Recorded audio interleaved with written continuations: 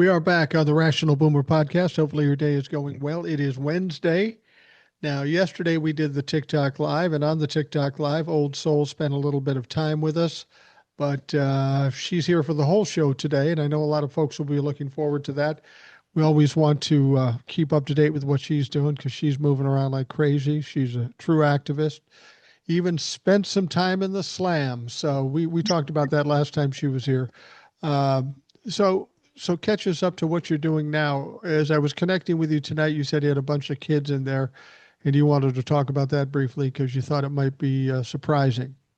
Yeah, so this one, I just want to say this parent, I have not personally talked to her.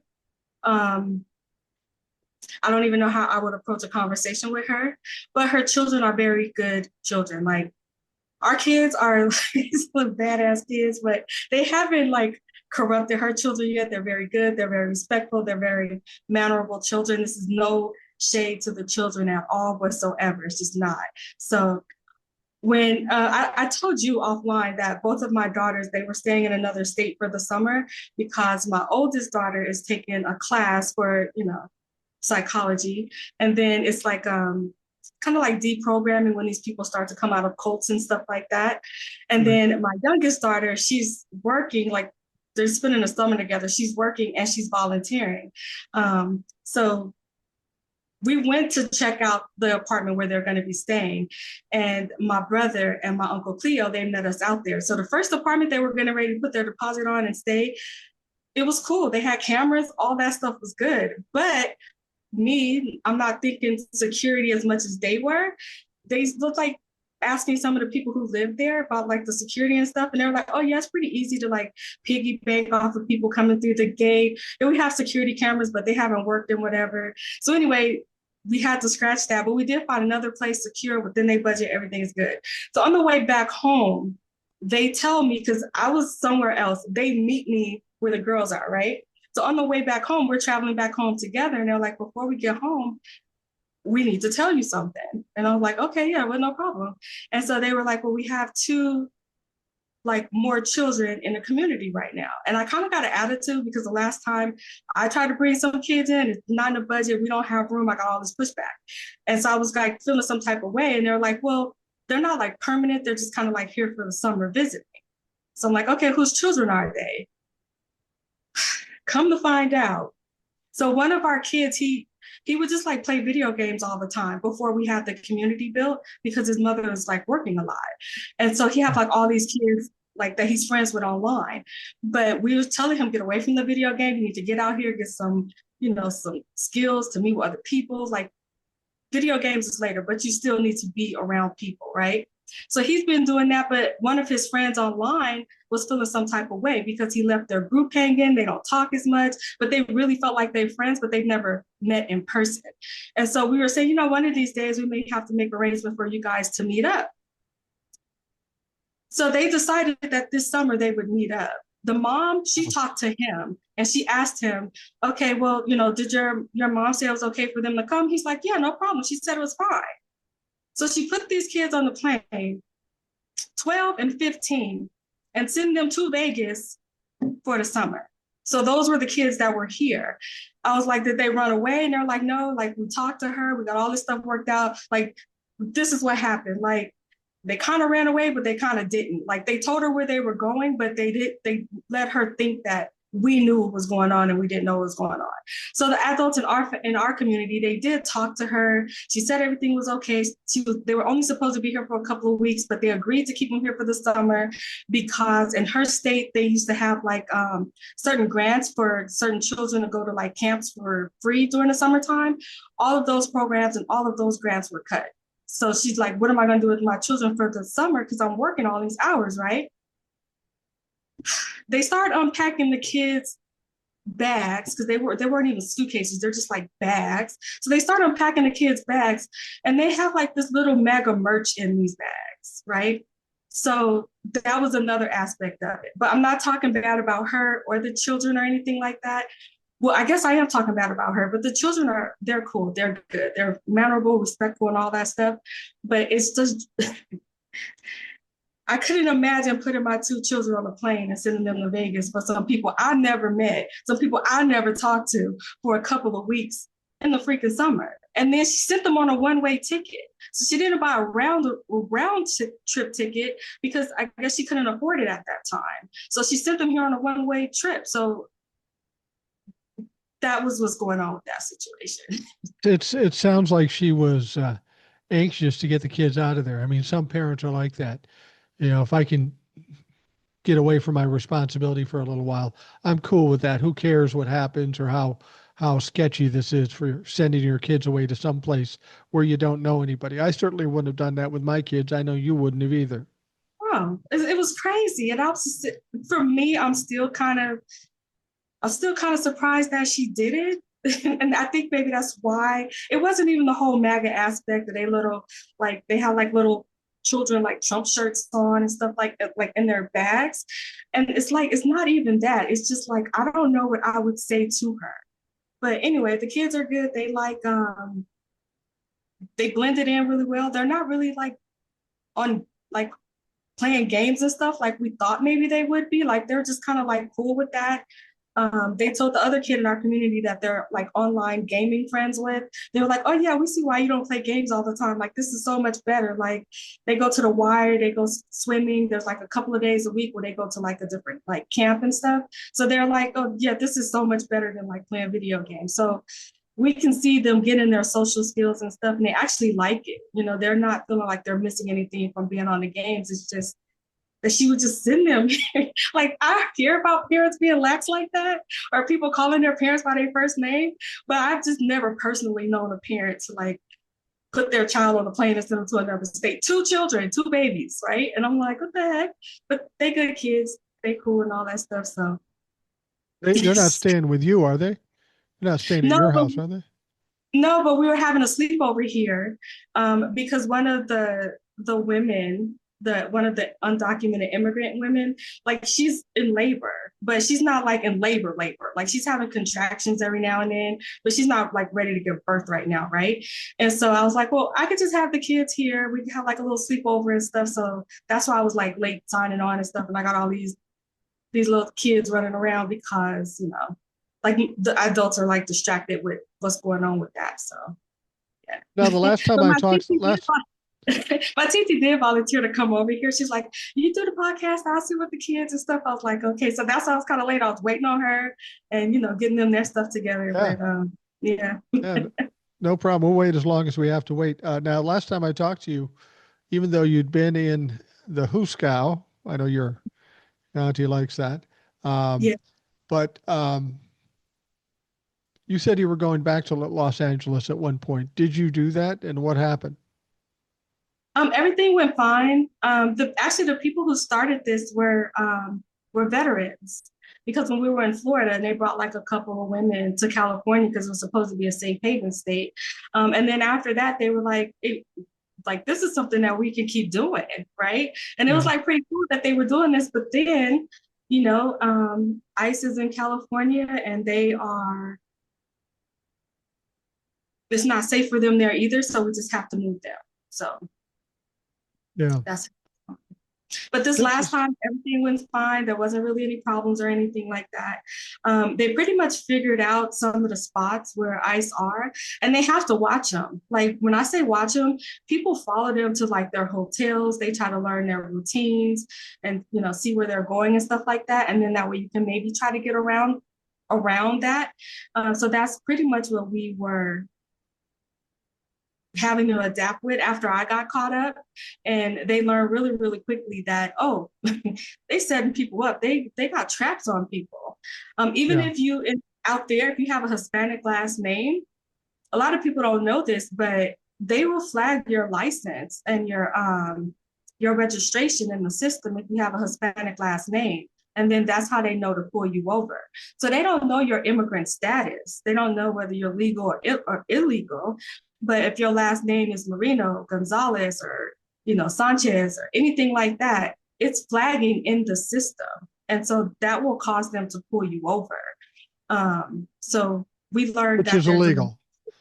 Which is yeah, illegal to pull somebody over without any kind of and then they problem. have those they have those traps in certain areas where they try to, catch people like outside, walking to the store, getting gas, that type of stuff. They have like these traps set up everywhere so they can catch people.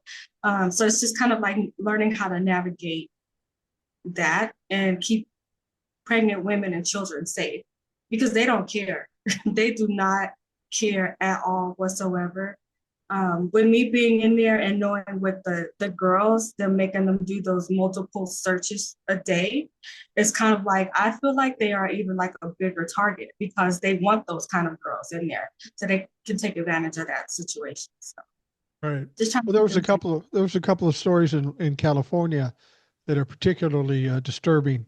There was the one where there is a military veteran and his wife who has a newborn baby and was breastfeeding the baby, and they came in and grabbed his wife, and now I understand that he's got to bring the baby to this detention center so the kid can get the nutrition he needs. And then in the other story, a 63-year-old man who is a gardener. He's got three sons, two still in the military, active military. One is a retired veteran. They not only get him, they spray him with bear spray and they beat the hell out of him, break his or dislocate his shoulder. I mean, this is the kind of thing that's going on in California right now, and it's Yeah. pretty disturbing. I mean, there, there's there's no way the Republicans or ICE can explain this away. They keep saying, well, we're getting all the criminals, the insane people, and all that stuff. You know what's funny? I've never seen an example of when they've picked up a gang member, a criminal, a rapist, an insane person. Every time we hear about it, it's some citizen or some immigrant that's completely innocent. What they're saying and what they're doing is decidedly different.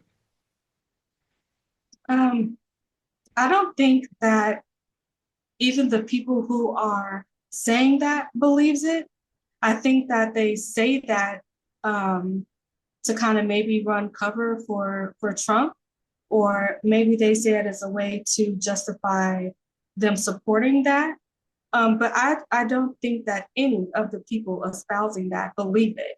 And those who are even, they're pretty disgusting, but I do put them just a tad bit disgusting less than the other people is when they just say, yeah, we know that these are hardworking people. We know that these are women and children, but they came into the country illegal. So I don't want them to be here. So some of them are willing to say that, but other people they kind of have to tell themselves a lie so that they can continue to support what's going on and what they know is going on. I've met someone who said, well, that's not nothing we have to worry about in red states. This is only blue states. And I just kind of told him, so you think that Donald Trump is not attacking red states? He's only attacking blue states, and you don't have to worry about that? And he said, yes. I was like, well, you know why he's not attacking red states, right? He's like, why not? And I was like, because all he has to do is deny disaster relief aid, defund FEMA, and let nature take its course. He can't do that in blue states. So he's attacking red and blue states. He's just attacking us in different ways. And then I told him, you might want to keep your eye out on some of these red farmers who are saying that their workers are either not showing up or their farms have been raided and their immigrants have been taken. So feeling safe in a red state is kind of like stupid. And I don't even care if you're white or not. Everybody, no matter what group, class, age, anything, everybody is going to get some of this that Donald Trump is having under his administration. All of us are. Every single one of us are. We're all going to be Just touched by it. just last week there was a big story about multiple farms closing down because they have no workers anymore. The Yeah. idea that they're letting red states get away with it, I find that hard to believe because we've got immigrants in Texas by the dozens, by the hundreds maybe, quitting and Yeah. leaving and not showing up because they don't want to get deported. Well, there's red state and there's farmers in that red state. They can't harvest their crops. They can't plant their crops. If you're in a red state and think this isn't going to affect you, you're in for a big fucking surprise because Donald Trump doesn't distinguish between red states and blue states. When it came to cutting on Doge, they Yeah. didn't. distinguish whether it was red or blue states. When they did the tariffs, they didn't distinguish whether it would hurt the red or the blue states. They Yeah. don't care. And if you think they care about you, you're going to be sorely disappointed. I think like one of the things that they keep forgetting about is he is doing this on purpose. So even if you thought before, that Donald Trump is just ignorant, he doesn't know how this works, blah, blah, blah. The fact that he came out and said our farmers and our service industry and like our casinos and stuff are being harmed by my policies. And so I have to fix this, right? He came out and said that on Monday. And then on Wednesday, he's like, oh, yeah, you know what? Y'all keep calling me Taco. Let the raids begin, right? So it's like he knows what he's doing. He's intentionally hurting you and your family in these red states. And the crazy part about it is they don't see it yet. And it's just kind of like, how do you see there's no disaster relief? How do you see that there's people who have died from these extreme weather events that, Republicans don't believe in? And he hasn't made a Truth Social post about it. He hasn't came out and addressed the nation during the campaign when he got on his plane and he flew down there and made a big scene about it. He hasn't done any of that. So he knows what he's doing. He knows that it's hurting you. He said that it's hurting you. And then he turned around and he kept doing it. It's I'm amazed sometimes at the level of denial that these people are living in. But I do understand that it is a cult. And so I get that aspect of it, but it still never ceases to amaze me that it is this deep. I think the perfect example of being in a cult and in denial of everything. There was a legislator woman in Florida. Yeah. She's pregnant. She has an ectopic pregnancy. Yeah. Now, in that situation, what you need to do is get an abortion, but you're in Florida. She goes to the doctor. Doctor says, no, we can't do it. And she's in trouble now because she's going to get sick. She could die. Now, Life because on she happens, and because she's a legislator, she can call up Ron DeSantis and get some kind of exception. So she does. She has an abortion. And I think people should repeat that over and over again. Yeah, but she had an abortion. Right. Whether it was legal or not, and whether Ron DeSantis did it or not, these people are against abortions. We should know that she had an abortion. So she has the abortion. After that, she still has the audacity to say, well, I would still vote for it, and it's the Democrats' fault. This is the epitome of denial and delusional, I think, at this point. Yeah. I know for a fact, and I tell people that if any of these people's daughters, daughters-in-laws, granddaughters, any woman, wife, sister, TT, any of these women in their lives, if they needed this care, they are going to get it. Whether they have to pick up a phone and call a governor, whether they have to put them on a PJ and send them to another state so they can handle their business and come back, they are going to make sure that they get the care that they need. And in the meantime, they not only are not going to do that to the women that you love in your life, but they're going to get you to go against the women in your life too. But I mean, that's just one issue. I saw a guy on the news, like in tears, just like in tears, talking about that the immigrants that work for him, they're like his friends. And he's seeing what this does to their families and how hard it is. And then he talks about his business going under because of Donald Trump's policies. And they asked him, has he regretted his vote? And he's like, nah, not yet. Another guy sitting there, business going under, like, how are you going to feed your family? And he's like, I don't know. I wish he was more organized when he did this. Like, I don't know how I'm going to feed my family. And they say, okay, what grade would you give the president? This fool said a B plus. You're supposed to be homeless. You're not going to know how to feed your children in a matter of months. And you're going to give this fool a B plus? That's how deep it goes. And so when people say, oh, when it affects them, then they will wake up. It depends on the level that it affects him. If he loses his job and he is struggling to feed his family, but he still gets to keep a roof over his head, he will still vote for Trump again. But if he loses his job and he can't feed his family because they took away the SNAP benefits and they took away his Medicaid, so he can't do any of that, and they took away his housing assistance, and now he's sitting in a cardboard box downtown somewhere in his drawers and he can't have any clothes, and his wife is sitting here thinking about getting out of this by paying with Nature's credit card, then he might give Trump a D. You know what I mean? Like, it has to really, really, really, really hurt them. Not just hurt them, but I mean, like, take everything from them for them to get it. I think the whole thing You can, with bombing Iran kind of woke some of them up to that, but most of them, they still rock it with this food. It's unbelievable. well, you can Um, understand why I have no empathy for these people. And not only do I not have any empathy for them, I hope they suffer. And not for the sake of them suffering, for the sake of them finally learning a lesson. Because we need people to be open and awake to something that's really harmful to the country and to them. And if they yeah, have to get their ass kicked and their teeth kicked in order to get it done, well, then let's do it. I don't feel sorry for these people. They're going to yeah, they're going to get T-boned in the world, and they are going to be devastated, and they are going to cry and whine and want help. And I'm sorry, I don't have any sympathy. If you're too stupid to see the train coming and you don't jump off the tracks, you deserve to get run over. yeah. I mean, I am just, I'm still amazed at the woman who sent her children here. I have to say, I'm happy that she sent them here because there's no telling who those children could have ended up with if they just ran for somebody online, right? So it's like at least she didn't Exactly. send them to a predator somewhere.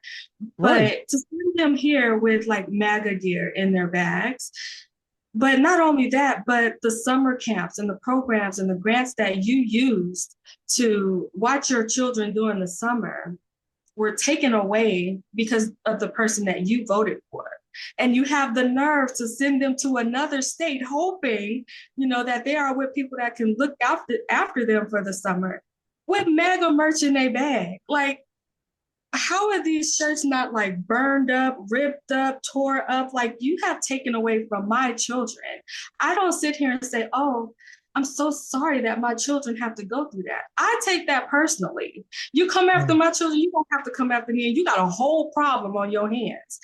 But it's not, they don't feel like that instinct to not only protect themselves, but like to protect their children, to protect their businesses so that they can protect their children, so that they can feed their families. It's like the paternal instinct, that mama bear, papa bear, it's all like, it's gone, it's missing. Like, you're not pissed off that your kids have to suffer because of what he's doing? I don't get it. Like, even if you don't feel it for yourself, you don't feel it for your children. You don't feel that your children are in pain, that they are going without. Like, you don't feel that. That's the part I think that gets me the most, is their self-preservation and their instincts to protect their children is just not there. Yeah. You know what now that those kids are there, you know what your job is, don't you? You know what your job is. Your job is to do the one thing that the Republicans fear the most. It's indoctrinate those little bastards. Show them how to be humans. Show them how to be decent. And they'll go Yeah. back to mom and go, "What the fuck are you?" You know? No, I've made seriously. a conscious effort not to, do politics and stuff with them because I'm pretty sure that they could be uncomfortable. There is a woman in our community. I think I talked to you about her offline, but she's like a mom. She's white, and she is just pissed off 24/7 lately. And I'm like, girl, you only been oppressed for like 5 months. Like, I've been oppressed Yeah. and a threat my whole life. Like, you have Yeah. got to chill out. But she is like pissed off like all the time. She was just like, yep, we got them some new t-shirts, we got them some new this, some new that. They are not going home with that MAGA crap again. But she did, like, she took all their MAGA clothes and she went and got them regular clothes, I guess I could say. It wasn't all MAGA, but they did have MAGA stuff in there. All that stuff is gone. All of it's gone. It's crazy. Yeah. It's crazy. I Well, don't get it. one of the things I wanted to talk about is the big story, and that is Donald Trump's consistent failures. In the last 2, 3 days, he's failed over and over and over and over again. It's this whole Iran thing. Donald Trump was told by his intelligence agency that Iran doesn't have any kind of nuclear weaponry or materials. Still, he decides to go bomb them. He bombs them illegally, unconstitutionally. He bombs them. And then afterwards, he said it was absolutely successful, 100% successful. We obliterated everything. Now, of course, intelligence is coming out and saying, yeah, not so much. You didn't really get everything. And it sounds like they may have grabbed up the uranium and moved it someplace else. And one Trump Levesque said, how could they know to do that? Well, your Lord and Savior told them for 3 days leading up to it exactly what he was going to do. So it wasn't that hard to load up a truck and move that shit. And when it comes down to it, it looks like they may have set him back 2, 3, maybe 4 months. Really Right. didn't do anything. It's an absolute embarrassment. And then on top of it, he comes out and says, it's a ceasefire forever. It's a ceasefire forever. And then, of course, the missiles fly between the two of them, and there's no ceasefire. And when he comes out to get on the airplane and talks to the press, this guy is so unraveled and so embarrassed, which is the worst thing you can do to somebody like Donald Trump. Yeah. The president of the United States on national television says, these people don't know what the fuck they're doing. And it was run the full thing on media outlet, media after media outlet. They said, president says it, we can get away with this shit. What are we going to call the FCC? He's got some clown running the FCC. So he is so unraveled that he couldn't control what he was saying, because no matter who you are, whether you're Democrat or Republican, if you're religious, if you're sensitive, that's going to put him in an entirely different light, like a guy who's unhinged. Even somebody who supports him going, whoa, that's a little too far. So this whole thing has been nothing but a failure from start to finish. And Donald Trump is just fucking reeling about it. I What were your think thoughts? they need to stop allowing him to speak live. like like how you said it's on live television, which is crazy. But it's like I I have a hard time. Seriously, like Donald Trump is like evil, right? But Yeah. sometimes I just have a hard time being mad at him and blaming him, because I just feel like there's somebody on a podcast that I watch, the IHOP podcast, and she says every time she sees Donald Trump talking, she feels like he's on a day pass from the memory home. And I feel like that. I feel like he is very, very unstable. This narcissistic collapse that he's experiencing right now is hitting him hard. It's so hard. Yeah. It's up to the people around him to put the country and the people of this country first and remove him, right? Yeah. And I honestly, if this was like Joe Biden right now, unhinged like this, I can't think of a single Democrat that would have a problem with, okay, we need to remove him. We need to put Kamala up there, whoever the VP is, put them up there, because we have to protect national security. We have to protect the people in this country. We're not sure what's going on with sleeper cells. We have a 22-year-old kid in charge of counterterrorism in this country. We cannot allow this to continue. And it is up to those people to stop it. And they are not, because he's just out of control, right? So I don't even look at him like a normal person making decisions. I look at him and I'll be like, why are these people not stopping him? Why are they allowing this to continue? But instead, you see these people like he's getting ready to get a Nobel Peace Prize. He's such a strategy type of person, and he makes the right decisions every time. And he's the best of the best of the best of the best, right? It's insane to me. I just learned to laugh at Donald Trump embarrassing the hell out of them. Hey, we are not for a regime change. Donald Trump, we need a regime change. And then they got to go out here and scramble and look like idiots and do all this stuff, trying to cover up for it. It's like, it's so sad and it's so dangerous. But sometimes you have to laugh at it to keep from crying about it. And I think that's where I am right now with his narcissistic collapse. It's just like, how long are they going to let this go on? Like, everybody should have like a countdown clock on their social media page to see how long Republicans are going to let this continue. Like, let's just start counting it down everywhere so we can see how long Republicans are going to allow this to continue. And I would put that, how long are Republicans going to allow this to continue, clock down, countdown clock. Just put it everywhere. Put some pressure on them or something, because they need to stop this crap. This ain't him.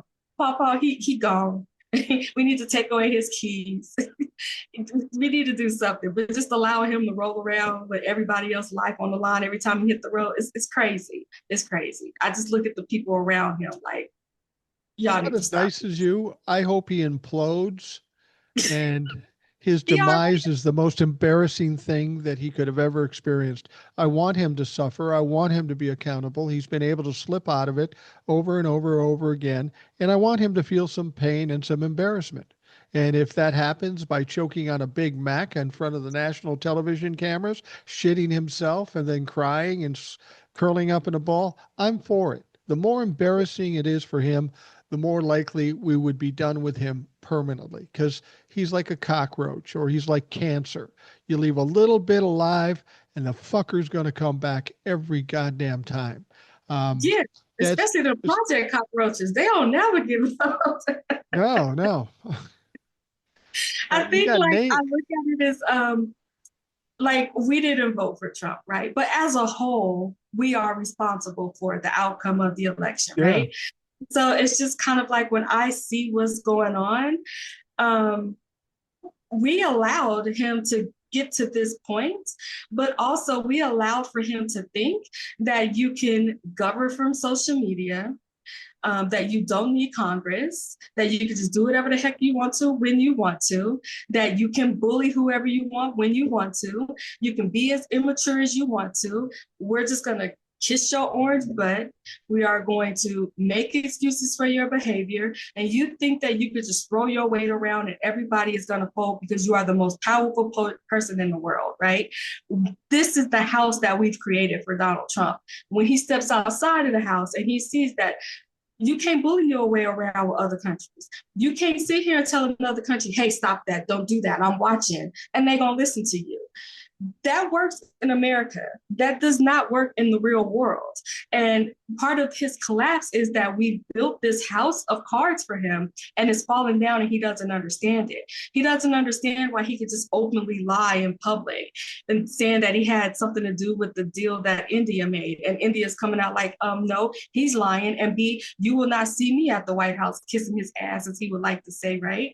So it's kind of like he is like in the real world dealing with these other countries. And when they don't fold or treat him the way that we treat him in America, he's losing it. And he does not understand why that works with us, but it's not working for them. And he's not able to navigate those waters, especially when it comes to being held accountable. He does not understand that you bombed this country. So if they jack up the prices of oil, it's a direct consequence of what you did. You can't sit here and tell them, don't raise those prices. It works like that in America. It don't work like that out there. And I think that is what we are seeing is him not understanding why he can't bully and belittle and have these childish temper tantrums with these other leaders and with these other countries. But not only that, they're not running back to him like we need you for this or that and the third. We're gonna make our trade deals over here on our own. America, y'all get y'all stuff together. And he doesn't understand. Another thing he doesn't understand is how he's allowed to abuse us, and then we will still reward his bad behavior. Like he fails upward, right? So when he abuses other countries, there's consequences for that, and he does not understand why that's not working. He does not get that, and the only reason he doesn't get it is because we haven't held him accountable. He doesn't understand those consequences. So I've that's got on some us. news.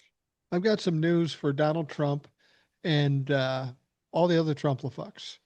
as an old man who's watched the news all of his life, even if there is a ceasefire right now, it's Mhm. not going to last. Oh It no. never lasted. There's always fighting in the Middle East.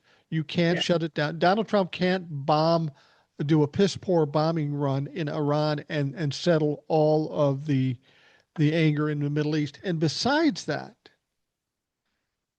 I don't think Benjamin Netanyahu wants peace with Iran. Do you? No. I mean, he He, needs to he's been trying to perpetuate get the us war to so he attack can since stay safe. 1996. He's been trying to get us to attack them since 1996.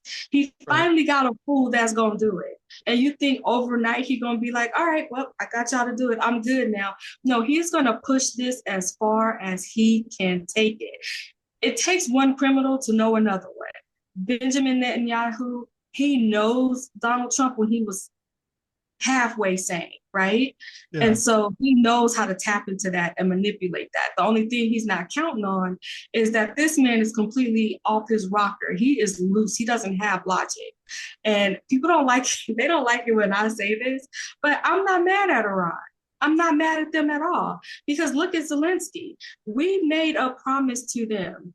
If you give us your nukes and you stop building these weapons, if anybody attacks you, we got your back, period, point blank. We got you, Right. right? And we kept our word. Donald Trump gets into office and he like, yeah, we know we promised that and we glad that y'all stopped making these weapons and everything, but Russia, that's my homeboy, so y'all on y'all own. And now here you got Iran. He ripped up the deal and he's telling them, hey, stop those weapons. And Iran, what are they supposed to get out of that? They're Yeah. supposed to get attacked from Israel and not be able to defend themselves. He's supposed to count on America to stop Israel from doing what it is that they want to do. No, they need to protect themselves. And that's what they're going to do. They were down with the ceasefire. They were negotiating. They were talking. And then here comes Donald Trump with a sneak attack. I would not be trusting them either. I would be getting my stuff together and we're just gonna have to go at it because I'm not gonna just roll over and let you walk all over me like you do to people in your country. We don't play that over here. We take rocks and go up against tanks. That's how we roll, right? So I don't blame them for that. Donald Trump does not keep his word. He does whatever he wants. He can wake up tomorrow in a bad mood and it'd be a whole different situation. So why would you rely on somebody like that? Our word right now means absolutely nothing. We can't even keep our word to our farmers. All those government contracts, sorry, we don't know what to tell you. You know what I mean? So why would anybody trust this administration to do anything that say they want to? Well, I the don't thing blame about Iran. it is the thing about it is with Israel, a lot of people will jump all over you if you speak against Israel because then you must be anti-Semitic. Now, I don't mind the people of Israel. I don't like the leadership in Israel, and the leadership in Israel has shown us who they are. I'll give you an example. Hamas attacks Israel. So Yes, Israel says they attacked us, so we can do anything we want. We can kill innocent people, we can yeah. bomb them, we can do whatever they want. Mm-hmm. So then they attack Iran. Why isn't Iran's option the same thing? Iran, and I'm not a fan of Iran. Let's be honest. Benjamin Netanyahu, Donald Trump, and Iran and the Ayatollah, there ain't no fucking good guys in all three of those fucking things. There's no Right. good guys. If we could be done with all three of those guys and they disappear, this world would be a better place. But, this is the thing. Israel keeps trying to play American presidents. It isn't until we get a fool. Well, he kind of played George W. Bush, who was the biggest fool for a president until Donald Trump. So, so they got us into Iraq. Now they're getting us into Iran. Donald Trump basically goes in and bombs, and before the bombing is even done, he says, "Okay, now I want to have peace." He's like a he's like a guy who walks up to another guy at a bar, sucker punches him, and saying, "Okay, let's be cool now. Let's be cool." Yeah. That's not how it works. That's not Mm-mm. how it works in real life. You don't get off the hook. Now, Iran, they're not good people. We don't want them to have nuclear weapons. But everybody on Donald Trump's staff said they had no nuclear weapons, so we bombed them anyway. So, Donnie, what are you telling us? Your intelligence is incompetent? Well, we know that, but I thought you would have at least trusted them. We let him do it in his first term. Remember, Yeah. Hey, Putin said he said he didn't do it. I don't know why I would trust the CIA. He said he didn't do it. He said it would very strongly, so he can't be lying, right? We let him get away with it in his first term. He's doing it again in his second term. That's all it is. We've allowed him to do this type of thing. And people don't understand, like they say that, he was sitting here giving out signals and telling them he was going to get at them 2 weeks, whatever. We have to keep in mind that Donald Trump has been using his personal cell phone. And we've already know intel communities have said there is no way that he is using a personal cell phone and other countries are not listening in on that. Right. But for whatever reason, well, I know why. He doesn't want any records. He doesn't want anything in the archives. So these backdoor deals and all this crooked crap that he's doing it on a personal cell phone. Right. So all this stuff that he's trying to sneak and do behind closed doors, there's other countries listening in on that. He's not supposed to sneak up on nobody and do anything. That's just not going to happen. I don't know how he thought that he could get away with this. Well, yeah, I guess I did. He does it now in California. I'm going to send in the National Guard. I'm going to send in ICE. We're going to raise swap meets and homes and this and that. And then he's going to come out and say, we need to lower the temperature. Everybody needs to be peaceful, right? He's trying to do the same thing here. I'm going to come bomb the hell out your country, and then I'm going to tell you, let's be peaceful. You just bomb my country. What do you mean? We're not going to be peaceful. It just doesn't happen like that. It's just, you see the things that he does to us. He's trying to do it to other countries, and other countries, they're just not having that. And with Israel, I didn't even know this. I have to get the names of the other countries, but right now they are like actively bombing like 4 or 5 other countries right now. It's not just Iran that they're messing with. They all over the place acting out because they got a fool in the White House. They can just do whatever the heck they want to. And that's what they're doing. And Republicans are sitting here like, he's distracted. So we need to steal and steal and steal. They're not even worried about getting reelected at this point. They just steal it to their heart's content. Or you could be like Mitch McConnell and he's just trying to do as much damage on his way out. He is out here like, we need to just end Medicaid, period. Like, poor people, that's your fault. You die from hunger, starvation, and disease. That's on you. Why is this even in the bill? Let's just get rid of that. Like, they are being as evil as they can. Like, this is like their wet dream, and none of them want to wake up from it. They just doing as much damage as they can and stealing as much money as they can. And they don't care what Trump is over here doing. That's why they ain't gonna impeach him. Here's what I don't understand about Medicaid. Say you cut Medicaid. Now, where did the money for Medicaid come? It came from our payroll, right? So if you cut Medicaid, then you should be sending the money back to us. That ain't gonna happen. Get to keep it. And you should stop charging us for Medicaid if you're going to cut Medicaid. But that won't happen either. What they want to do is they want to, from the way that I'm looking at it, like as just like a setup of how they are looking at it, as we can still technically have Social Security, but it's going to be next to impossible to get. We can still technically have Medicare, Medicaid, but it's going to be impossible to get, right? So on paper, we have it, but nobody is going to be able to benefit from this. So that way, technically, the programs are still in place. Technically, we can still take this money out these people's pockets. We can line our own pockets, and it's the survival of the fittest out here. Like, that's what they're doing right now. Is a lot of these programs, they don't even function any longer. You know what I mean? Like, a lot of the grants and stuff that they've canceled, like this woman and her kids, they can't go to summer camp, right? They canceled that grant. But where's that grant money? Yeah, where's the money? It's in somebody's pocket in DC. I'm guaranteeing you right now.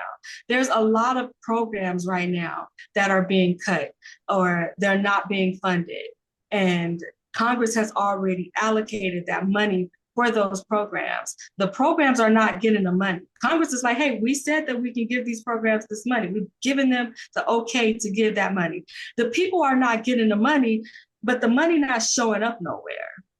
Right. And that's just because they are serious. This is what they're doing to grants. This is what they're doing to funding in different programs. And this is what they're trying to do when it comes to I call them earned benefits, Social Security, Medicare, Medicaid, disability, all of that stuff. They saw that they can get away with it with the grants and stuff, and also with FEMA. They saw that they can get away with it with FEMA. Like, oh, well, we still have FEMA and we still have money allocated, but we're not sending it to none of these states. So where's the money? So when they started with the grants, they started with the USAID, then they went over to FEMA. Now they're coming for the benefits. That's what they're doing. So it's going to be a program on paper, but nobody can use it. And that money is going into these people's pockets. Like, they are just like some fat rats. This is the most evil people I have ever, like, I know that there's evil, but this like proves when you get like a bunch of evil together, like how bad it can be. I did this type of evil. I'm just not even, I can't even comprehend. I know what they're doing. I'm watching them do it, but You know, when people talk about Social Security, Medicare, Medicaid, and such, they call it entitlements. yeah, And the fact of the matter is, I call it an investment because, like a 401k, every yeah, paycheck, a certain amount of money goes to a certain thing. And if I mm-hmm, put money into a certain thing, call me fucking crazy, but I'd like a return on investment. All these yeah, rich people who invest in things expect returns. So for people in the middle class to expect something in return for paying into this for year after year after year, and I never get anybody able to answer that question because there is no legitimate answer. Mike Johnson was up speaking today in front of Congress and he said, "We're not cutting Medicaid." Well, that's a flat out fucking lie. I mean, it's just a lie. And how yeah, somebody in Congress thinks they can get away with it. There's a small percentage of people that will believe anything because they're stupid. But I'm thinking now the vast majority of people are just not buying that shit. Democrats have done a decent job of that narrative and getting people to understand, yeah, they want to cut Medicaid. They want to do this. They want to destroy that. And I think most people are starting to grasp it. I mean, if you look at the polls on who's behind this bill, it's pretty upside down at this point. yeah. I think that people will notice it the same way that they notice that gas prices are not $1.99. They just go to the gas station and it's not $1.99. I think it's going to be the same thing with the benefits. It's like, well, we didn't take away from Social Security. However, we shut down Social Security buildings. We've shut down your ability to make an appointment. We've shut down your ability to file a claim. You know what I mean? But there's still Social Security, and so that's what they're doing. They're trying to sneak and steal out of your purse, but they don't think about the part to where they say people are going to notice that there's money missing out of their purse. They're not Yeah. thinking about that part. But the reason that they think like that is because they still have people who don't know any better, or people who do know better but just don't care, or they're going to be quiet about it. They're not going to speak up. They're not going to say anything. So they are treating all of us the way that they treat their base. That's pretty much all it is. They're allowed to get away with it because they have Fox News, they have their base, they have their internet trolls and stuff. And so they are very comfortable getting up there and telling bold-faced lies to people. But their base can live in denial to a certain point when they see that them checks are not in the accounts, when they see that those EBT cards are not going to work, when they see funding for programs that their children depend on are not there. Texas is about to have a big wake up call with these voucher programs, that voucher scams pretty much. That's going to be a wake up call. So it's just kind of like you can take out of their purse all you want to, but sooner or later they're going to notice that the money is missing. And I think that that's the part of the tape that they haven't played through, because you can still steal, you can still be greedy, and you can still take, but you can only do that for as long as you can keep people distracted. So maybe if you cut Medicaid and you didn't cut Medicare, Social Security, like you throwing these people a little bone, Or maybe if you, instead of giving them $1,000 a month, you gave them $900 a month. If you did something like that, you just throw them a bone or something to keep them hooked and keep them coming back, like a drug dealer, right? You just Right, give right. them a little bit, keep them coming back. If they don't have ass, cost you $5 here and there, right? You need to keep them coming back. But when you cut them completely off and you don't give them nothing, at that point, that's when it blows up for them, because they're not giving these people anything at all. Like, how long are these people supposed to sit with no roof in their home because FEMA is being denied before they realize that he lied and he's not coming to help us? They can only do that for so long. So this grip that they have going on, it only goes as far as they can keep these people distracted. And right now, they're not even trying to keep the people distracted. The math don't even math on the lies anymore. It's just blatant lies, blatant corruption. They blatantly don't care. So people are waking up to that, I think. I don't know how his overall approval rating is still at 41%. That still boggles my brain, but at least with the bill, we can see that they are at least paying attention to things that's going to impact them. So I guess that's something that's good. There's another poll out there that I think illustrates really what the problem in this country is. Um, when it came to bombing Iran, there was a poll. 60% of the people in this country were against it. Yeah, 60% of the country were against it. It surprises me it was that low, but 60% is more than 50%, so that's good news. The number of people that were for the bombing was 16%. Okay. 60% against 16 for. I'm not even surprised by that. That's 16%. I thought that's a little low too. yeah, Where the problem we have in this country is that 24% of the country, when it comes to bombing Iran before it happened, 24% weren't sure, uncertain. That means they aren't educated, they don't know what's going on, they don't care what's going on, and therein lies the problem in this country. It's not just the MAGA fucks, they're a minority. The yeah. normal people, they're a majority, but you've got enough in the middle that don't care, don't know, don't understand, aren't motivated, and that's what fucks up this country. Yeah. I think like that's, out of all of the stuff that they've done, with the exception of rigging the courts, right? Yeah. Dumbing down the electorate and pushing out propaganda to people who literally don't know any better or just not paying attention to know how ridiculous it is. That has been like the number one thing that has helped Republicans get to where they are right now. And also, Absolutely. I think part of it is just wearing people down. You know what I mean? Like right now, Debbie, like she will only watch Eric's videos. She don't leave comments. She don't say nothing. She watches his videos. She knows what's going on because for whatever reason, however he say it, she's calm. Anybody else, she's like, nope, I can't watch the news. I can't listen to this person. Like, I'm just gonna be over here doing what I need to do. Um, but a lot of people they check out because it is so freaking stressful. Yeah. I have like a couple of the seniors in our community. I'm not gonna drive myself crazy. I know when it's time to vote, and I know if it's a Democrat or if I got a question, I'm gonna come ask you. But all this stuff that's going on in between, I'm good because like they are like worn out. They are like beaten down, and just for their own sanity, they cannot engage like that. You know what I mean? You know how stressed out this country will be, and you're talking about taking away their insurance too. So how they gonna pay for any kind of like therapy and counseling and that type of stuff? The grants that did help people pay for that, they gone. So it's just like for your own sanity, sometimes people just have to check out. And I think a lot of the people in the middle, that's where they are right now. They just completely checked out. So it's not that they don't care, that they don't want to pay attention.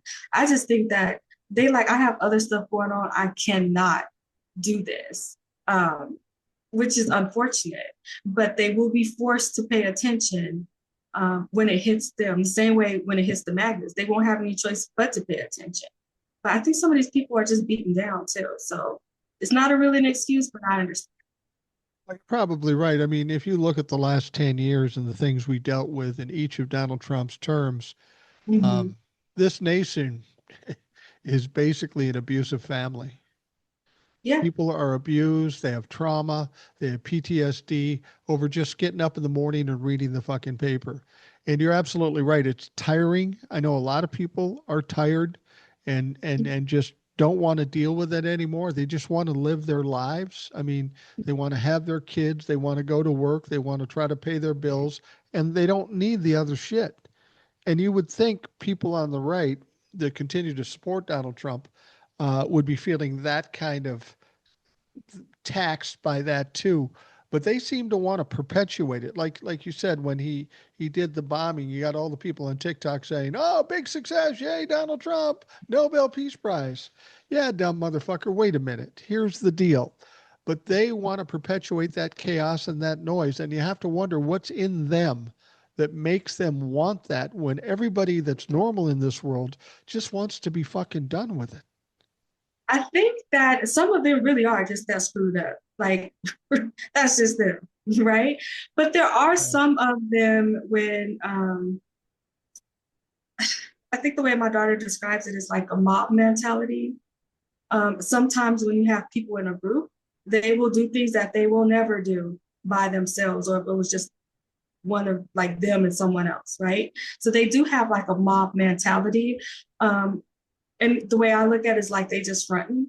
And I saw a guy on TikTok. I cannot remember his name. If I see the video, I'll send it to you. But like they were showing all these videos that he made. His latest video was like 2 days ago when he was like lives this, lives that, and Donald Trump this and Donald Trump that. 2 days later, he makes a video and you could just see the drain and the exhaust on this man's face where he is like, look, I'm just gonna have to be honest with y'all. I think I messed up. I own a construction company and all of I think he said he had Guatemalan and Mexicans working for him. And now all of them are gone.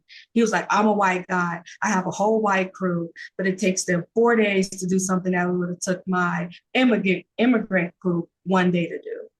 Like if they're sick, they don't want to come to work. Immigrants came to work sick with upset stomachs and all this stuff. Like basically, he was bragging about his slave labor and that he misses it because he can't get away with that with white guys, right? And so he makes like you can see the lead up to this video where he's like Trump MAGA all day, every day. And then he just dropped that one video where he was like, I can't even fake it. I just gotta say what I gotta say. But then he starts getting heat from MAGA. And then his next video is like, yeah, I'm Trump 1,001%. I'm just saying on the immigration thing, I'm not cool with some of this stuff. But I want more judges. And we're sitting here like there was a whole bill that the Democrats tried to pass that would have allowed more judges.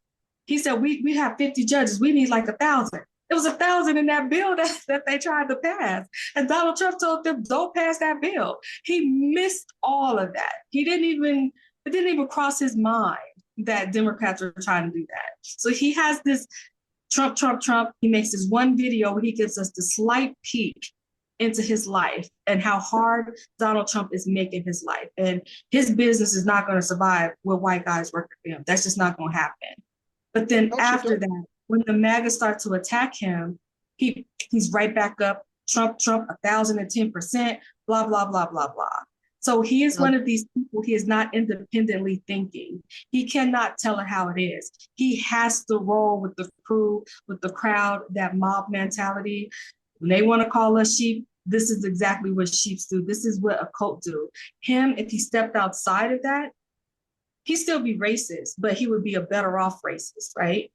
But he cannot, even at his own benefit, go against the group when it comes to what's happening to him. And I think that is more of them like that than what we realize. I want to say. I can't think of it better. When you see a guy like this though, Yeah. don't you want him to lose his business and to suffer as much as he possibly can? I mean, that's the only way this dumb fucker is going to learn. And honestly, we've got to change some people's minds if we ever hope to have this country running properly. You know, Mm-hmm. some people have said, well, if Kamala would have won, it may not have been better because we would have had the Trumplafucks bubbling under, causing problems all the time. We need them to end. We need them to destroy themselves in order to be done with them. And I'm sorry that that's the case. That's not my fault. It's their fault for doing it.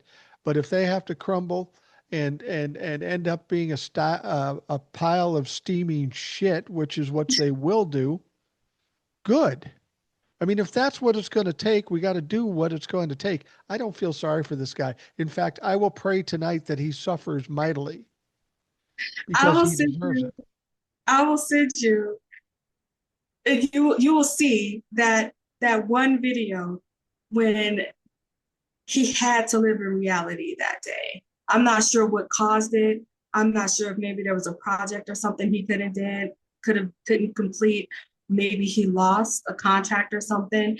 But whatever it was that happened that day to force him to live in reality, and he made that video is, I don't know, but it lets me know that a lot of these people do recognize what's going on, but they have to be a part of the group. When I see people like that and I think about that just as a whole, the peace of mind that it gives me, instead of questioning what if Kamala would have did this, what if Tim Walz would have did that, blah, blah, blah, it lets me know that for sure, and there's no doubt in my mind, that there was absolutely nothing that she could have done that would have changed the outcome of that election.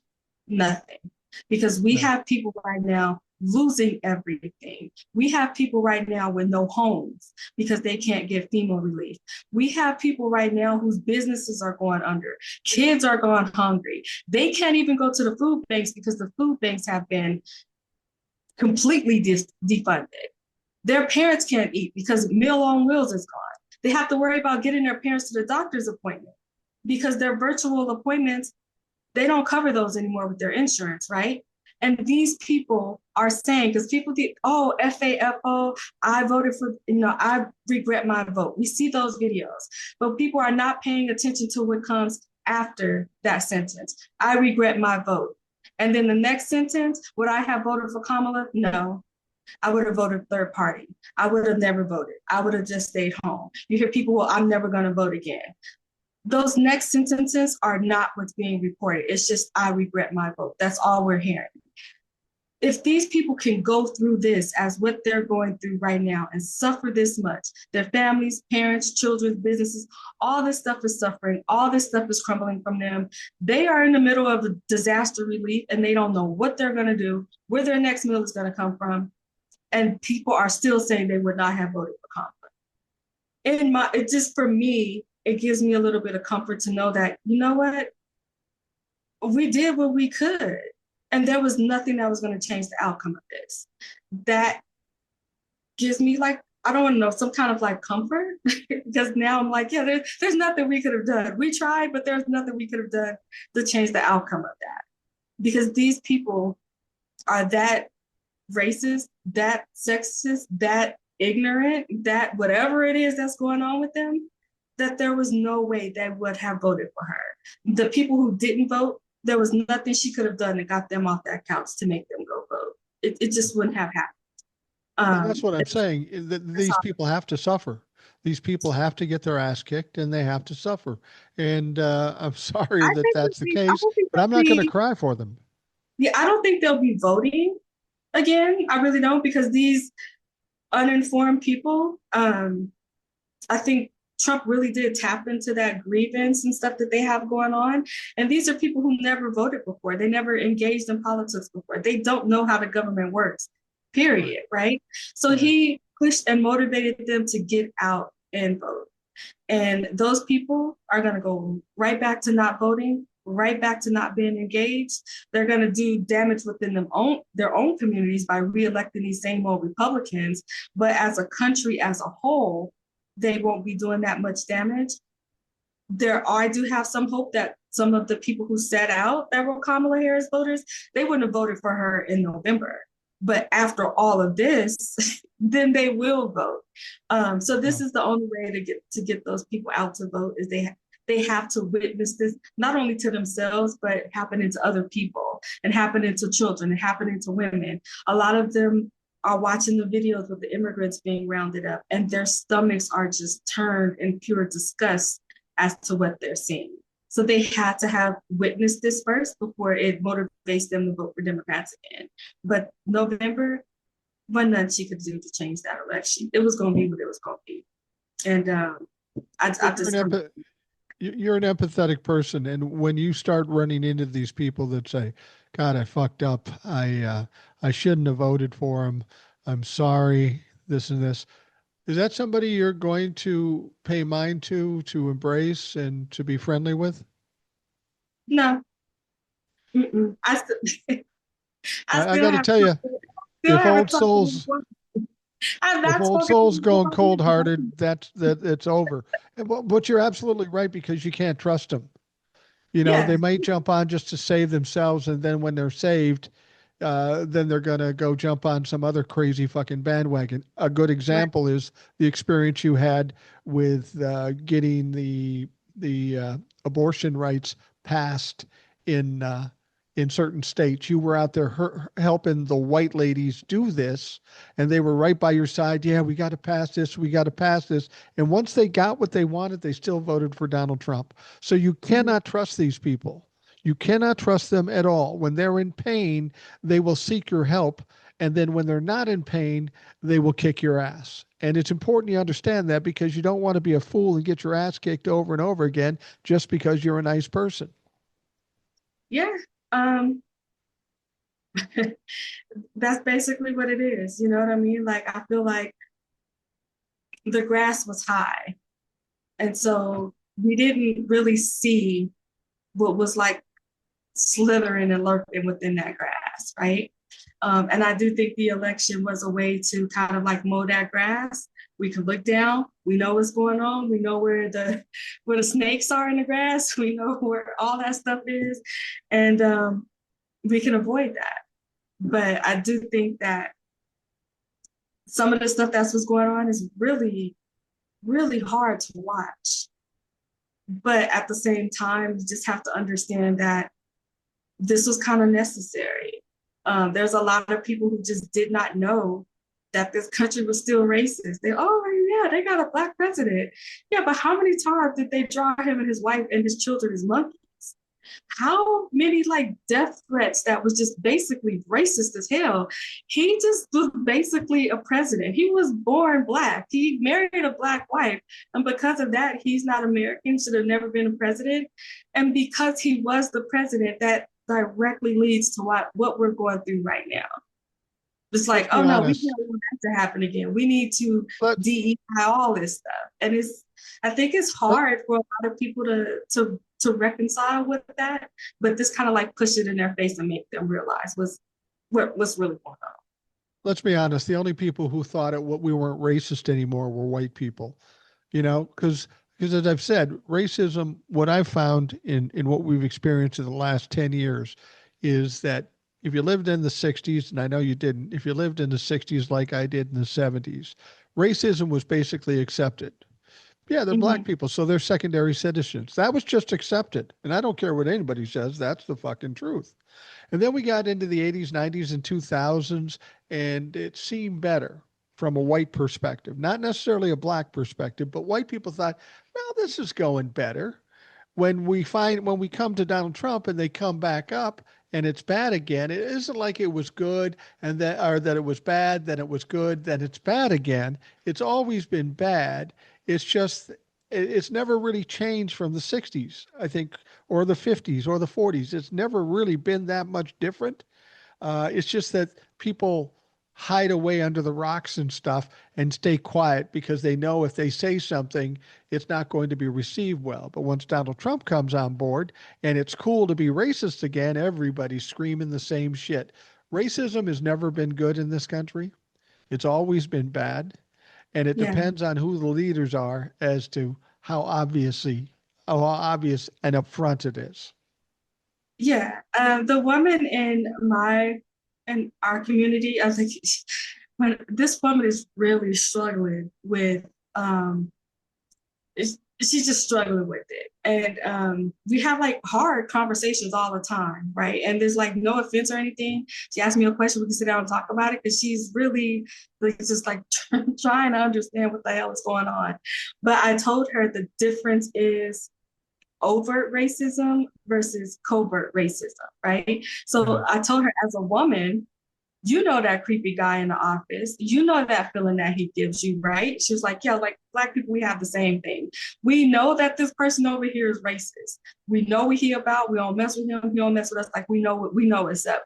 It's the same thing. It's just like that intuition or that feeling that you have, but you've been conditioned and you've been brought up to pay attention to certain clues, certain people, certain things that like you just know what's going on. Before it was covert. Nobody would just like openly say this stuff. But now it's just overt. It's all over the place. Donald Trump says it on television, right? And she did say that because two of the kids in our community, her son and one of the other boys in the community, are taking like a business leader course or something at the community college. And they're working really, really hard. And she said, you know, the difference here is they're both doing this extra work on their summer vacation instead of being out here with other kids. Like they are like really is like community college, the youngest kids here looking towards their business goals. She was like, but my son, they would look at his experience, what he did, what he earned, and why he's here. She was like, they're gonna look at Jack and they're just gonna say, oh, that's a DEI hire. She's like, off rip. And I'm like, yeah, but that is something that Jack is just gonna have to overcome. He's going to learn how to deal with that. He's going to have to learn that when he's in a business setting, that he's going to have to check his feelings at the door. He's going to have to watch his tone. Like he's just going to have to move a certain way. We call it code switching. Once you walk into that building, you need to switch up. You're not like us out here. And that's just something he has to do. And you can't feel guilty that your son isn't going to have to experience that. But you just have to make him aware of it. That way, when he is in certain positions, the higher people and this and that and the third, he's looking at their skill set. He's looking at their qualifications, and he's not just looking at color. You just have to teach him that it's not his fault that he was born into this world like that. But that's how you have to make changes, like starting with your children. And she's like, I get it, I understand it, but it's not fair and I'm pissed off. And it's been 5 months of living under Trump administration and her seeing them round up Black and brown people. You know what I mean? When I was in the detention center, she was like talking about going to blow the place up and all this crazy stuff. She is just angry 24/7. And it's only been 5 months. And so it's really, really hard for certain people to deal in reality and come to terms with something that they've done their whole lives and either didn't notice or ignored it. You know what I mean? And so I think like right now it's just forcing people to pay attention to where previously they just didn't have to pay attention because it didn't affect them. You know, we see those signs like if Kamala would have won, we would be at brunch. And I get the concept behind that, but it's so offensive because if Kamala Harris would have won, you wouldn't be paying attention to the slave wages that Hispanics are going through right now. You wouldn't be paying attention to the abortion access and the physical health care that women need and are being denied and are dying from. You wouldn't be paying attention to the LGBTQ community and the trans community being attacked as much as they are right now if Kamala Harris would have won. Yes, you would have been at brunch. I believe that sign that you're saying. But when you're in a different community, that is offensive because we are like, yeah, you wouldn't give a damn about none of what we got going on here if Kamala Harris would have won. You would be at brunch and you wouldn't care about none of this, right? Yeah. So a lot of them are having to pay attention when they didn't have to pay attention before. And even at protests, when you see signs like that, you're like, yeah, they're regretting this whole situation, but for a completely different reason. Some of them, you know what I mean? Because it's like their lives are turned upside down. Certain things are being forced in their face that they don't want to see.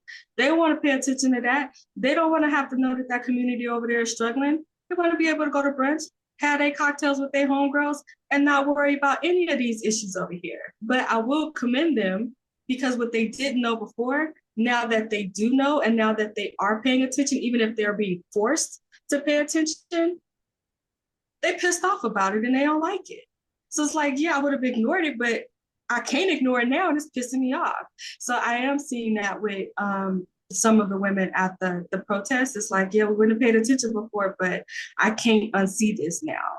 And I give them credit for like being out there, acknowledging it, and trying to do something about it. So I will give them credit for that. In the last 10 years, I've gained a skill. You know how uh, people from LGBTQ will say, I have gaydar. I can tell if somebody's gay. I can't tell if somebody's gay. I don't care if they're gay. It doesn't matter to me. Uh, but my wife and I were having lunch in a Legion. A lot of veterans going in there, but this isn't an upscale part of town, and it's a very, very nice place. Unlike a lot of Legions, it's very nice. So we go in there and we sit down because the Legion in my town, nice people and stuff, but it's just a dump. The one we went to is very nice, and we're sitting Mhm. there, and I'm watching the people in there because I know we've got some veterans coming in, and I'm sure there's some MAGA people, and I'm trying to think how can I pick those people out, and and so there's these three guys, obviously made a few bucks in their life. They're 70 years old. They sit at the bar, and I'm just watching them. And I'm looking at them and I'm going, you motherfuckers are 70 years old and you're acting like high school bros, kidding people about their weight and burping and acting stupid. And immediately I looked at them. Those are MAGA motherfuckers. And I said, look at those. Those are MAGA motherfuckers. I guarantee you. She goes, how can you tell? Look at the way they behave. They're 70 years old. They're cocky and acting like they're cool and shit. Fuck you. You're a MAGA fucker. I know that. And here's the other thing that's been pissing me off lately. There's a new craze with old people. Um, Pickleball. Now, I don't play pickleball. Oh yeah. Here's what pisses me off about pickleball. There are guys my age playing pickleball that somehow think they're fucking elite athletes because they play giant sized ping pong. Fuck you. I'm not saying pickleball is a bad thing, but if you think you're a world class athlete because you play pickleball, sit the fuck down. I did notice that pickleball is like there's like I don't know if they have them in other states, but here they have like it's kind of like a daycare for elderly people where you can Pretty like much. literally drop your parents off, go to work or whatever. And they have like a very, very intense pickleball competition in there. Like this Yeah. stuff that Donald Trump be doing on the golf course where he cheating and all, and everybody going, they would beat the crap out of him trying to do that mess at pickleball. These people do not play about their pickleball. It's crazy to me. But I'm like, hey, y'all ain't here, y'all active. Y'all ain't at home burning down y'all kids' house or whatever. But they go hard for the pickleball. I don't know what it They is, do. but I gotta watch them be mad about it. When I'm someplace and I see these people playing pickleball, they got the outfits, they got the Yeah. headbands. Dude, you can't even pee on your own. And you're trying to convince me you're some kind of fucking athlete? You know the only people that are more intense than pickleball players? Hmm. Bingo players. Those old ladies playing bingo. You do not fuck with them. Don't talk too much because they're all about business when they're playing bingo. Look, I cannot tell you how many times my mother, my TT, or one of the ladies have gotten caught up at bingo. They have like their whole little like cards and the little stamps or those markers that they have. They have them like laid out a certain way. They very focused, they intense. You can't even have your headphones in and have your music up too loud because they turn that down. Don't do that up in here in bingo. Like they go crazy when it comes to bingo. I've had to pick them up a couple of times. It's the end of the world when they get banned from Arizona Charlie's for like, a month or whatever. But yeah, old women and I'm around way too many old women. I can't help it. But that I and have no pickleball. problem with old women. I just have problems with attitudes. And I've been in a bingo place with my wife and we're not playing bingo, we're just eating or whatever. And Yeah. I'll talk or something and somebody will look at me like, you're talking. And you know me, I'm not going to say, "Oh, geez, I'm sorry." That's not me. I'm not going to do that. And so like my wife went and played bingo tonight. I go, "You want me to go?" She goes, "No, don't want you to go." Good, because I don't want to go. Because I got to fucking play pickleball or something and and show everybody how much of a 65-year-old athlete I am. Jesus Christ. Old people Did I fucking suck. tell you how bad bingo was one night? So Kelsey, she's with my mother and my TT. They go to play bingo because she's with them. And I'm like, hey, on my way, I'll hop off the freeway, pick Kelsey up, and we'll come home. Cool. So I go to pick her up, and she was like, I was like, did you finish your homework? She's like, I tried. I'm like, why didn't you finish your homework? She was like, because that lady told me that I was writing too hard. She could hear my pencil on the paper. I'm like, you couldn't finish your homework because you was writing too hard and they was trying to concentrate on bingo. She's like, yeah. I was like, all right. But like she couldn't type on her laptop. She couldn't write because apparently she writes too hard or too loud. So she had to just sit there and just just watch these old hags playing bingo. And then That's how you know what the serious they are. you know what the thing I find kind of funny and kind of obnoxious is it's Hmm. always the same. There's the same jokes, the same old jokes. Like the moment somebody says, "Oh, 69," somebody says something fucked up, and then the rest of them get mad at them for saying something fucked up. I go, "This is fucking bingo. We've got kids starving and a war starting in the Middle East, and you're worried about a dumb fuck."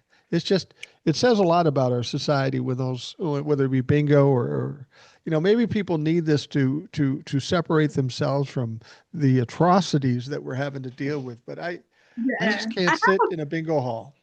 I have a question. Have you heard like those online um if Donald Trump brings back the draft? Have you seen Oh those yeah. videos? I was watching one and it dawned on me that um Republicans, they can't make up their minds on how they see Democrats because when it comes to Donald Trump brings back the draft, he can only stand Republicans because all liberals have blue hair and they're all sensitive and you need to use the right pronouns and all that stuff, right? But then at the same time, we're like a bunch of warmongers. We love the criminals. We got all these illegal immigrants in here. We are just like the worst of the worst of the worst people, right? We kill babies. We eat cats and dogs. Like we do all of this stuff. We just these big bad people. But when it comes to bringing back the draft, oh, y'all can't do that because y'all too soft and y'all too sensitive. And I'm just sitting here like, can y'all make y'all mind up? Are we like ratchet and walking around with, I don't know, hatchets and something, chopping people's heads off?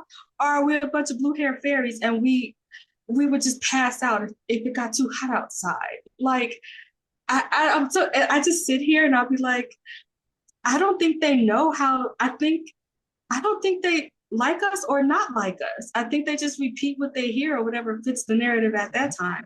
Have you Well, seen it's like those Donald. videos? Are they Yeah, it's it's like confusing to you? it's like Donald Trump. He says whatever expedient at the time. He'll contradict himself.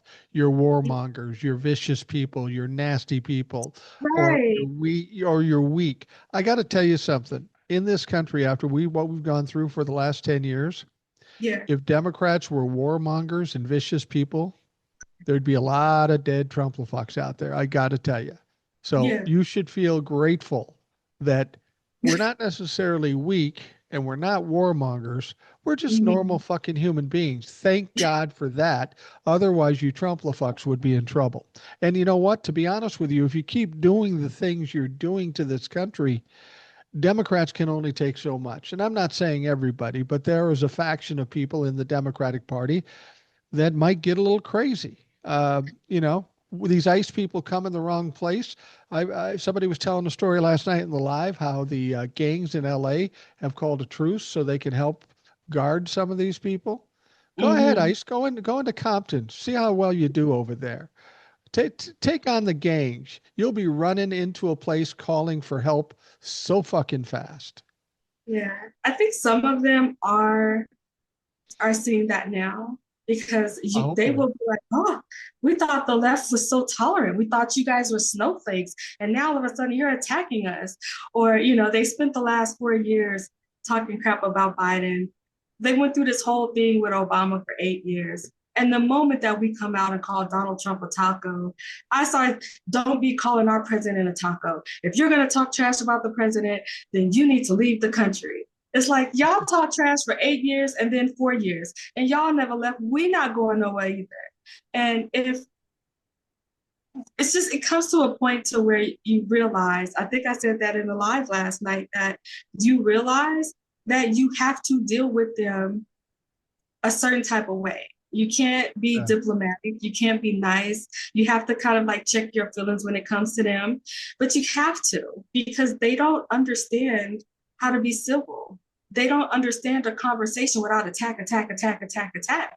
So it's like you either talk to a wall or you talk to them in a way that they can understand it. And I've kind of I learned think how to do.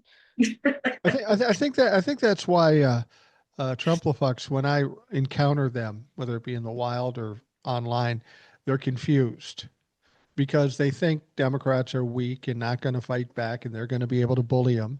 But then when I start to bully them back, they're going, "What the fuck?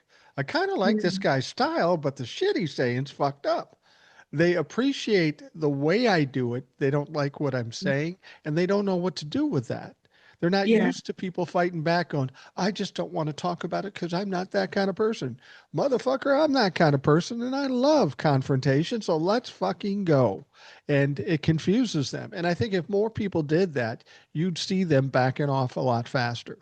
And that's why I like to see, while I'm not a big Gavin Newsom fan, I was at first, and then I don't know how to take him, but he is doing the right things in terms of fighting back, and we need that. Did you hear this recent story where he's trying to get something passed where if you're in law enforcement in California, you got to identify yourself?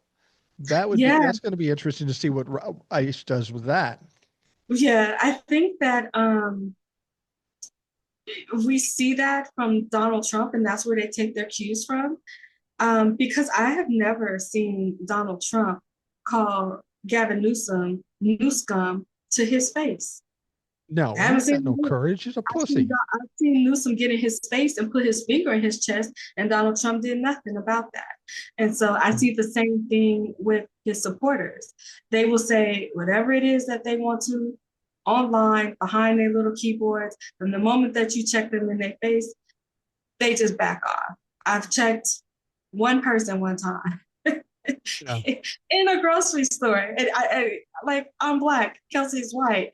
And he was saying something to her, but he was saying it sideways because she had on like because Kamala Harris had those shorts with the shirt with the, I think it was like the Converse shoes and like the pearls on it. She had one of those on. And he said something to her, and I was like, "Oh, I see you don't like your teeth." And he was like, "What you talking about?" I said, "Cause talking to my child like that, I'll knock your teeth out your mouth." He took his basket and went to another line that was longer than the line that we was in, but he ain't say nothing. However, I know for a fact that if that conversation would have been online, that fool could have gone for days. At the end Yeah. of the day, they are cowards and they don't know how to take confrontation, No, they especially don't. in their face. And Donald Trump is the same way. He don't. He says this stuff to people that he thinks he can get away with it with. Like when he did that to the president that came down from Africa, he did the same thing with Zelensky.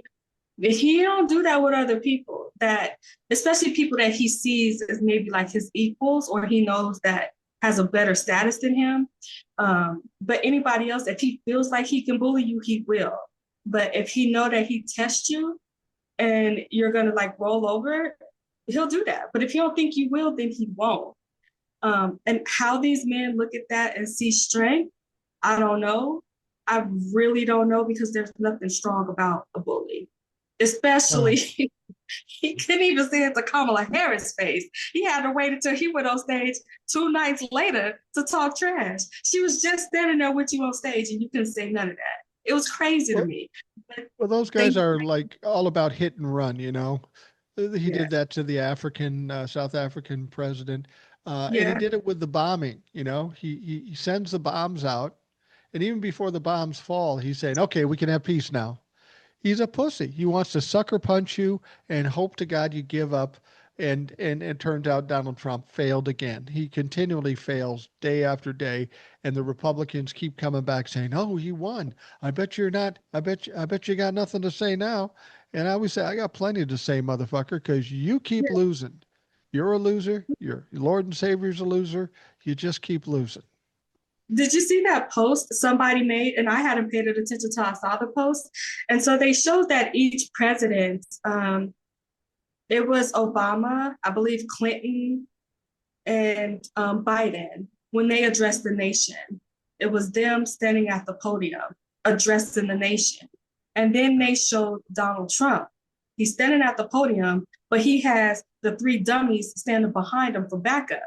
He Right. could not even confidently come, stand in front of the podium, and address the people of this country without his goons, perceived goons, standing behind him.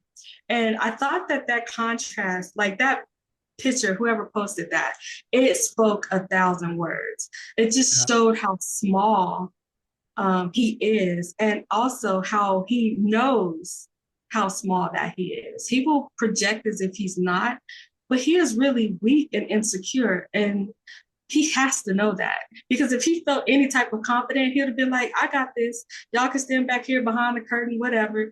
I got this. But he couldn't even do that. He couldn't even Yeah. tell us what he did to our faces without them standing behind him, giving him the illusion that he is some kind of strong man. You stand there and hold your own. This is the decision that you made. Stand on that.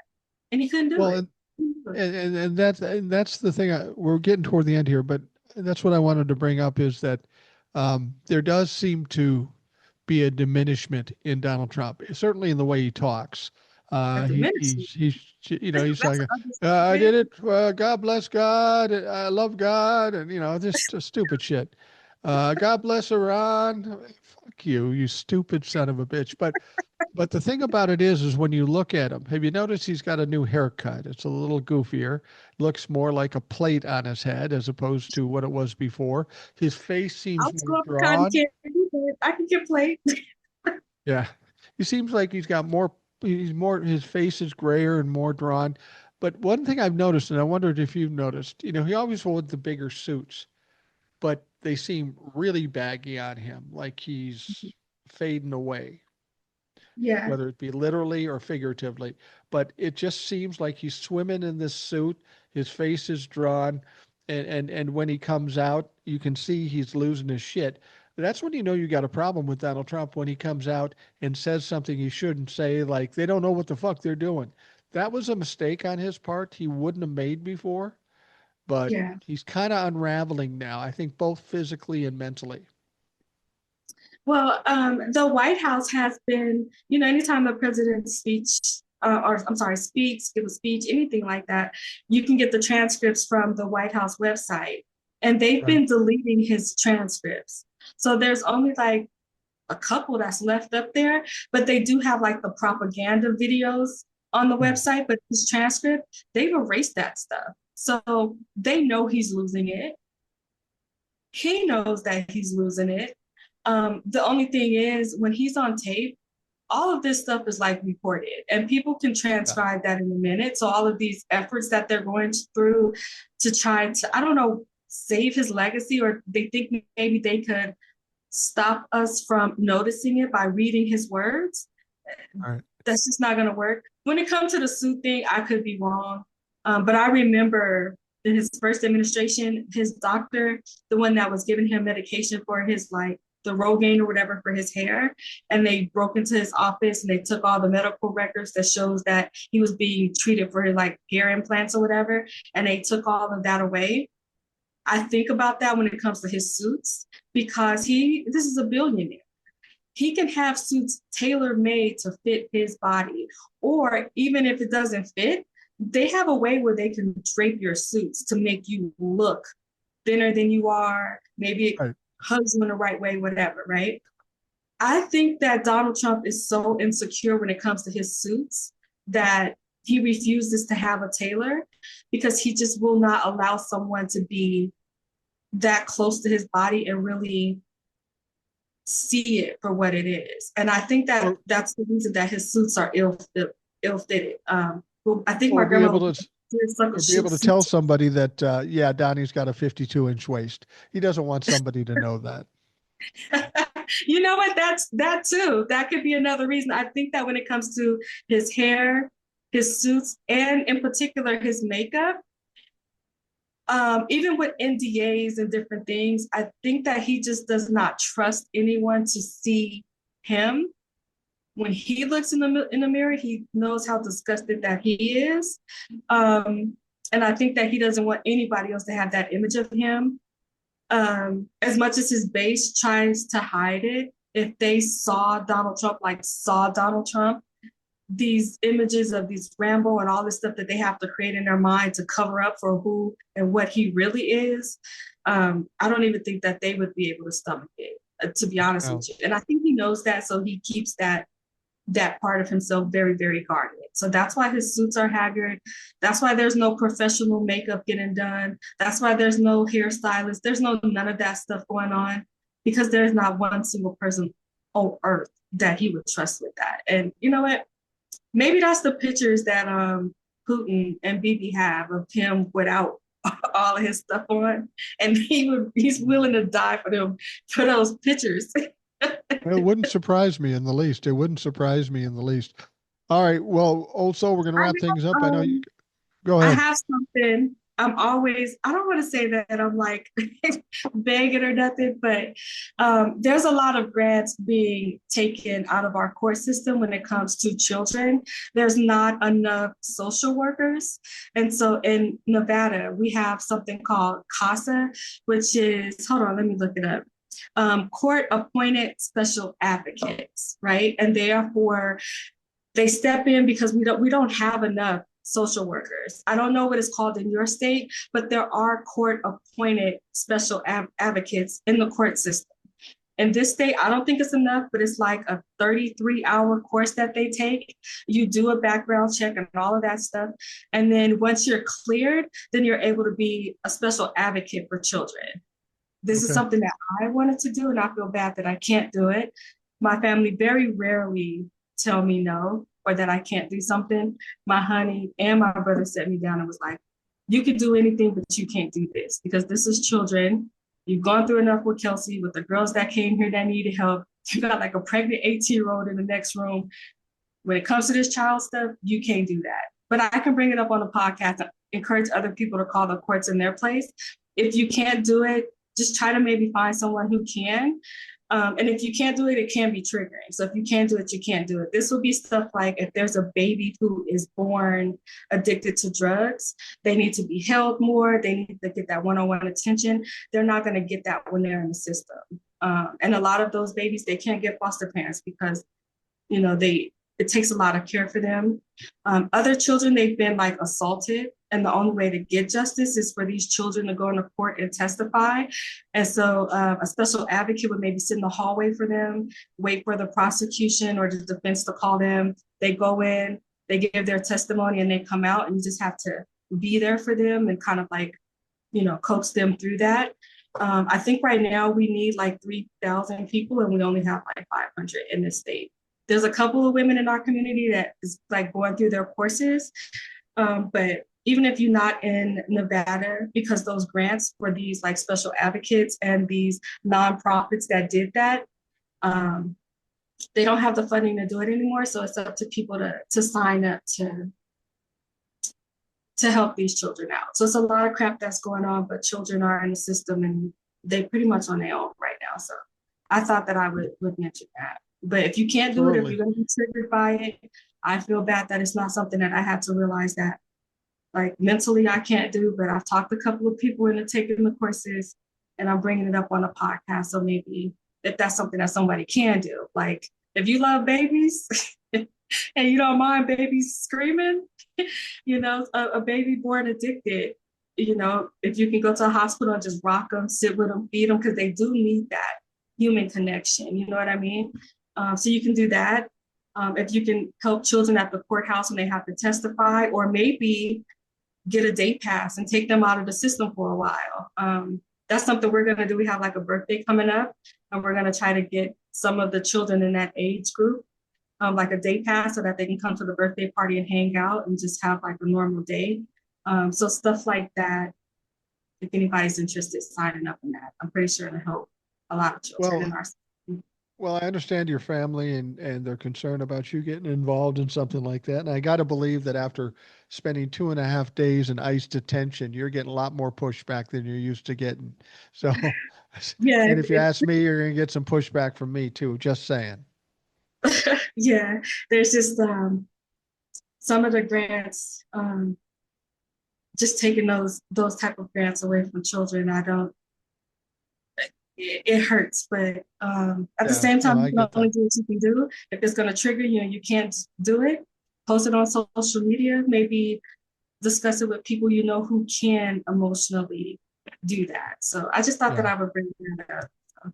Yeah, that makes sense. But thank you for coming on. I know people are always anxious to hear from you. Those of you listening, thank you for taking the time. I hope you have a great day, and we will talk to you again tomorrow.